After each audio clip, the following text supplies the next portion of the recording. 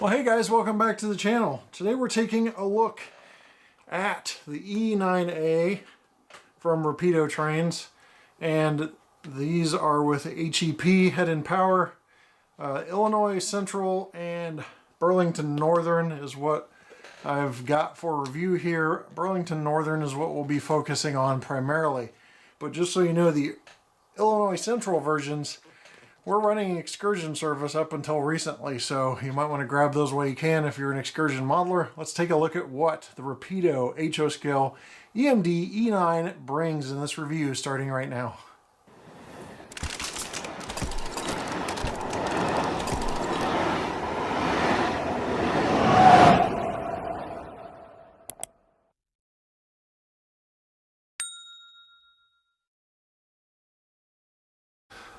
Alright, we're going to start with the complete unboxing of the EMD E9A. Now, I did cover this before, but I do want to apologize.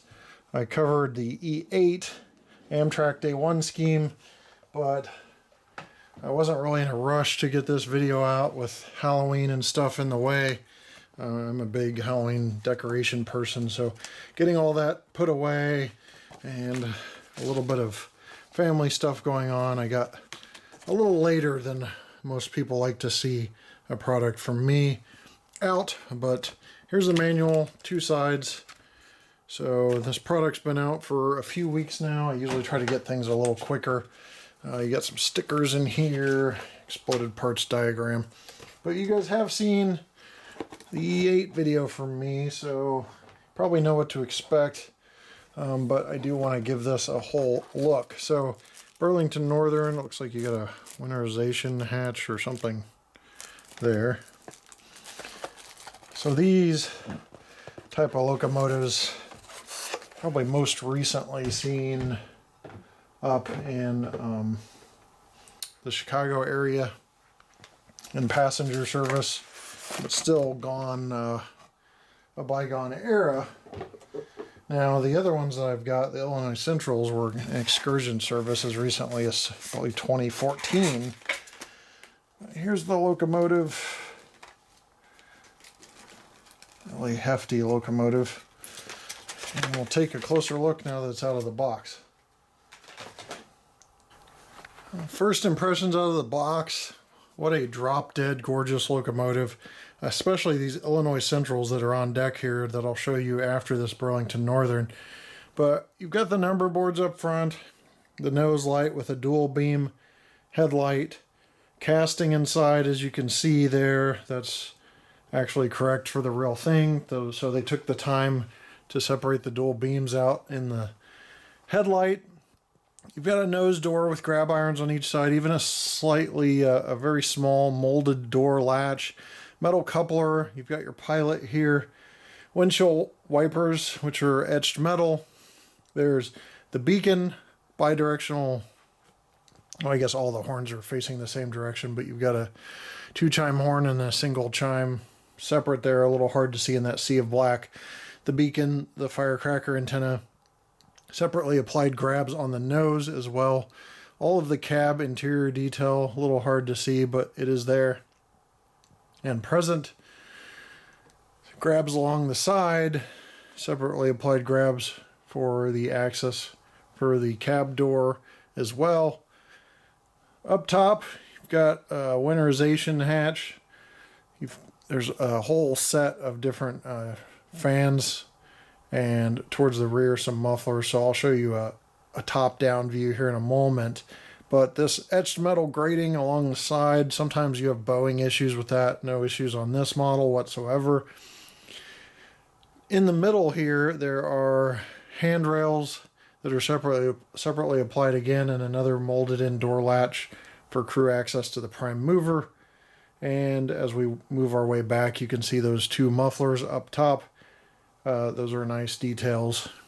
And all of the truck detail and such. Towards the rear, you have another metal coupler, a diaphragm, a rear light, little circular window there, porthole as I like to call it, to see through for crew access, coupler cut lever as well. Here's a view shooting straight up to see all of that roof detail. Rapido is really well known for just tons of detail on their locomotives, but still being robust enough. You got this rear winterization hatch here over some of the fan grills, and all of this extra adornment there on the roof that I don't even know what it is. I'm going to put this on its side now so you can see all of the roof detail. It looks like plumbing of some sort running along all of those fan grills, but I'm sure somebody that's a period expert could tell me more about it. So dynamic brake fans, I believe, maybe in the center there, and more radiator fans. And again, those two winterization hatches. There's your beacon and your horns and your firecracker antenna with a straight down look. Now, one thing I don't always do on models, but I will on a Rapido, because Rapidos sometimes have that hidden detail, is a look at the bottom. So we'll zoom in because they like to put detail on the underside sill. And sure enough, you see some conduit and detail there. Air reservoirs and the like. And you get another good look at the trucks from that below angle. So there's the Burlington Northern. Let's pull up Illinois Central and talk about that for a second.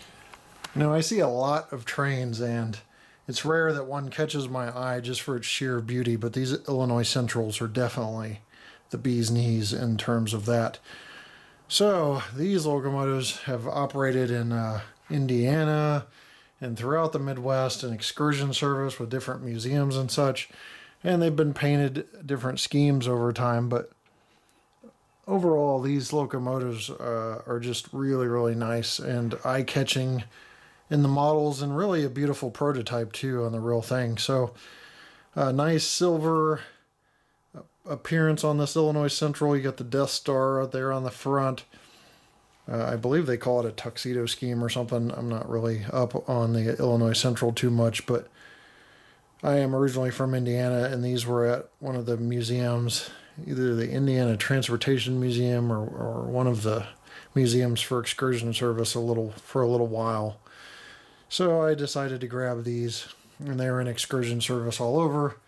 For people that don't know, I model both excursion locomotives and present day locomotives of various roads. So these were a must for that reason. And they did kind of delay the video a little bit too, because these arrived significantly later than the Burlington Northern did. So on the nose here, a lot of different detail. There's no beacon there on the roof. There's an antenna, a Sinclair antenna there on the center, and some different configuration on the roof. You still have your winterization hatches, and a lot of the fan configuration matches. But when you get back to the rear here, where those two mufflers are on the Burlington Northern here, you just have a box. I don't know if that's an AC box or what, but there are some differences in road name specific detail. Of course, Rapido, you would expect that. Some manufacturers not so much, but Rapido is going to have your road name specific detail.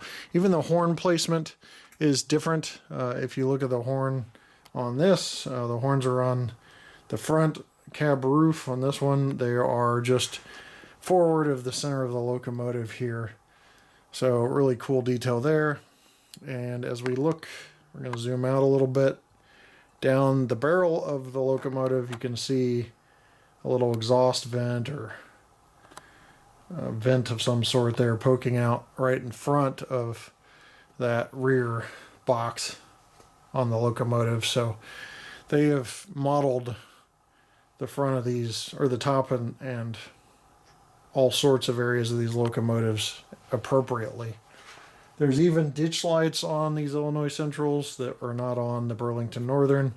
So you can see there on the nose, you got ditch lights under the headlight on each side of the Illinois Central logo. So just wanted to show you these Illinois Centrals, but in terms of just sheer beauty, these are eye candy for sure. All right, we're going to move to weight, so I'll power this on so you can see how much these bad boys weigh. They are very impressive. It feels 1 pound, 4.9 ounces. That's 1 and over a quarter pound, so 1.31 pounds, 20.1 total ounces, 593 grams. So a very, very robust locomotive. All right, back to the Burlington Northern for a moment. It was escaping me earlier, the name, but these locomotives, I don't know about the specific number, were seen on Metra passenger service in Chicago, and then probably other places too. I'm not an expert on that, but I've got the functions listed here in the manual. F8 for ESU LOKSound decoders, which this is equipped with, starts the locomotive, so let's do that.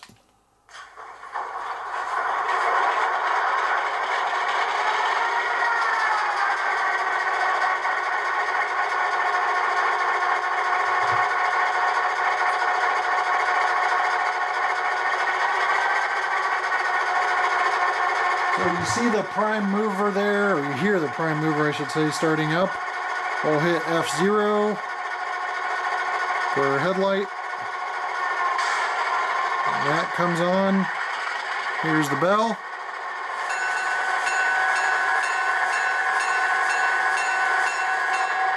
Horn.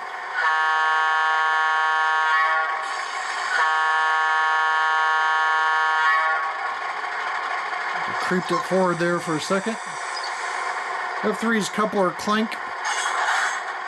F4's dynamic brake, probably with movement.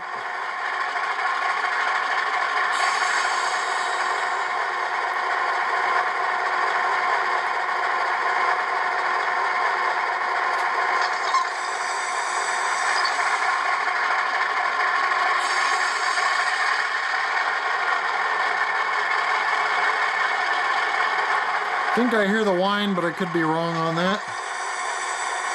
F5 Doppler horn.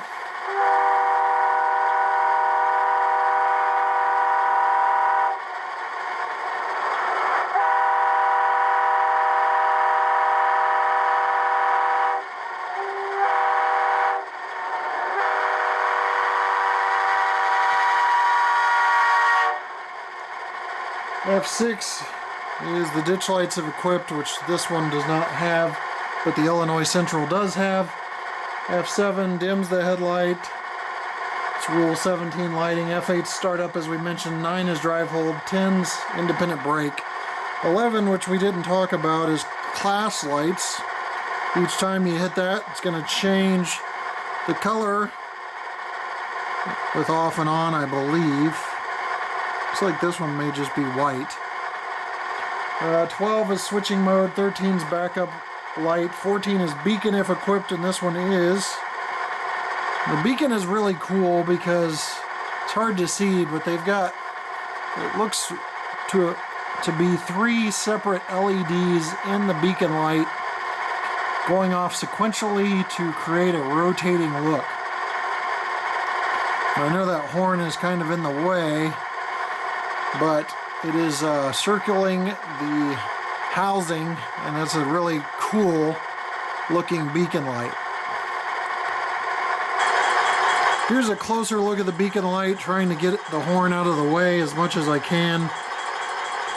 But I really like the way that looks. I think it's a good job there.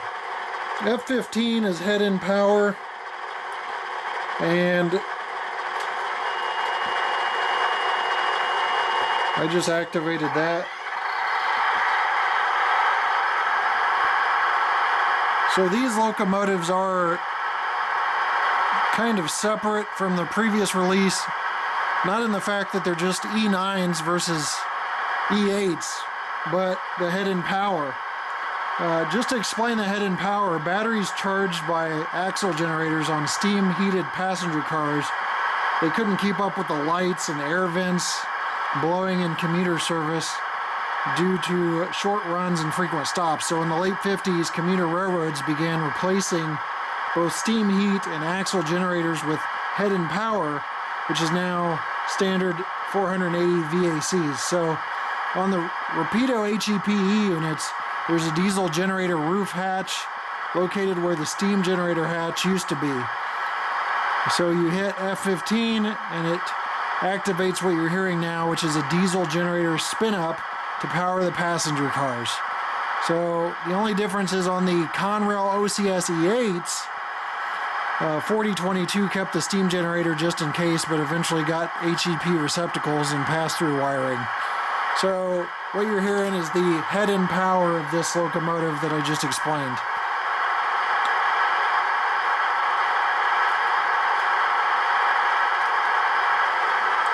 So I've just kicked that off now. And 16 is your cab light. As you can see there, we don't even need to go into dark operations because all these lights are very visible during the day. 18 is your track inspection light. So that's going to shine down on the track. And you can probably see just a little bit of that peeking through. So really, really cool. There's 28 functions, obviously. 19 is your number board lights, but these are already lit, but you can turn them on and off appropriately as you wish. So we'll move this at one speed step here. Zoom out a little bit so you can see the smoothness of the drive. Maybe that was a little too far to see the smoothness of the drive. But right now we're operating at one speed step out of 128 on my NCE Pro Cab.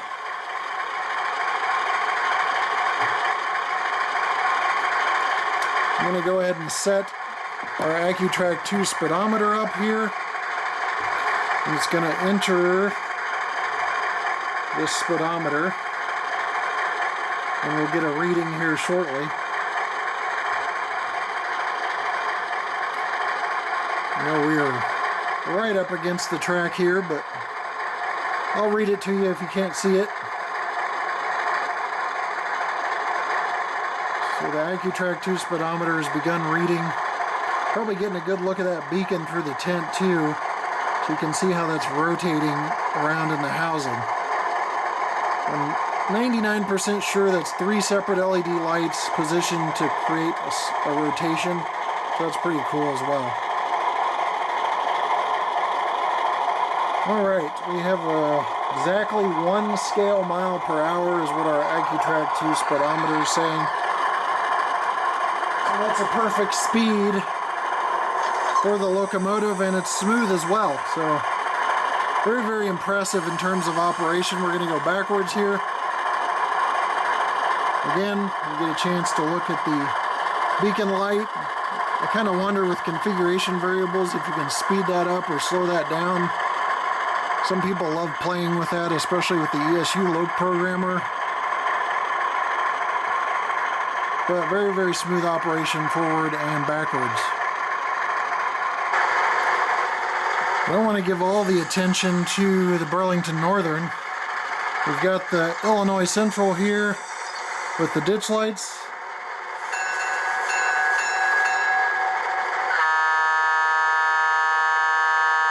Ditch lights flash just like on the real things that I could find on video. And you got your dual beam headlight there as well, and all the other lighting functions we mentioned. But I did want to show you this Illinois Central version because it's pretty cool.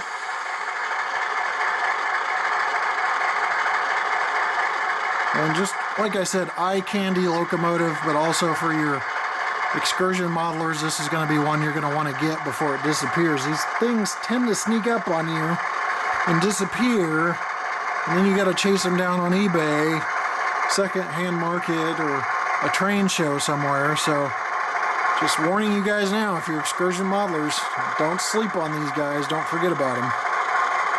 But very, very beautiful locomotive, and again, same smooth operation as the other one. A little pool test here, not the best angle, but give it a go.